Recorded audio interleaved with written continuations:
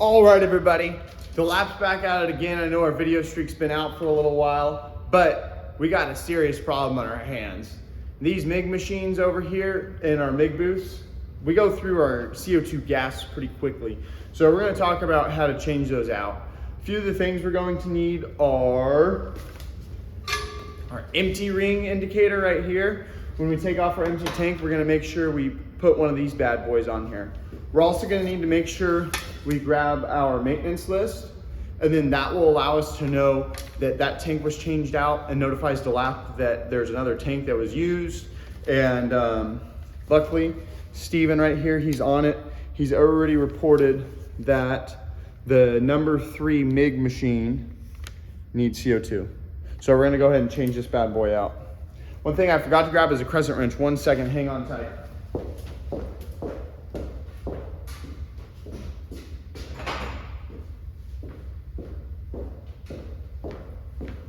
All right, we got ourselves our crescent wrench. We'll always use these, not to tighten them, but just to snug them up. Just remember that. Okay, so over here we got our bottle. Luckily, somebody has already took off the regulator for that, so we don't have to worry about that anymore. Just left you loosey. Go ahead and take that off right at the needle valve. We'll take the adapter off too that's on there. Take this whole piece off, not right here, but right here off where the tank is at.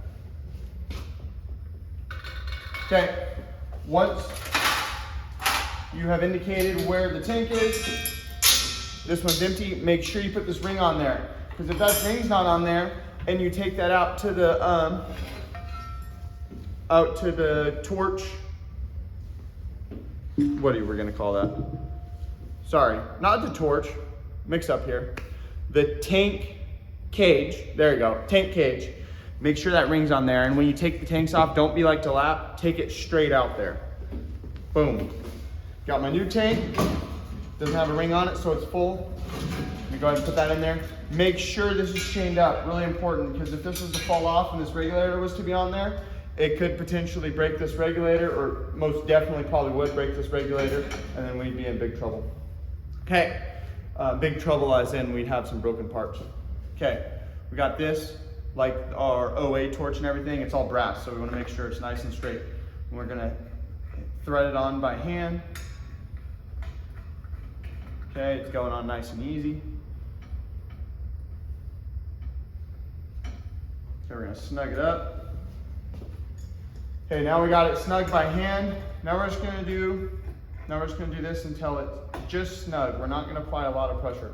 One thing I like to do is I like to rock it back a little bit, so that you can, once it tightens, it's hard to hold it back. So kind of like to keep it back here, and then as I tighten it, it goes. Good. That's loose. Now we're gonna crack the bottle on slowly to make sure it's functioning right.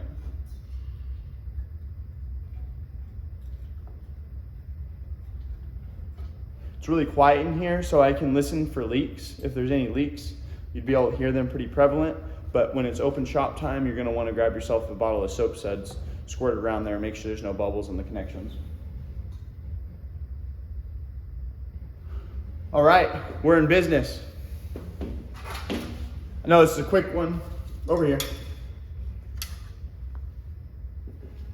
No, this is a quick one, but just remember, make sure our bottle is chained when we put it up. Make sure the other bottle goes in the bottle cage as soon as you grab it, and it has an empty marker on it.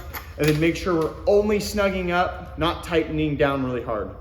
All right, till next time.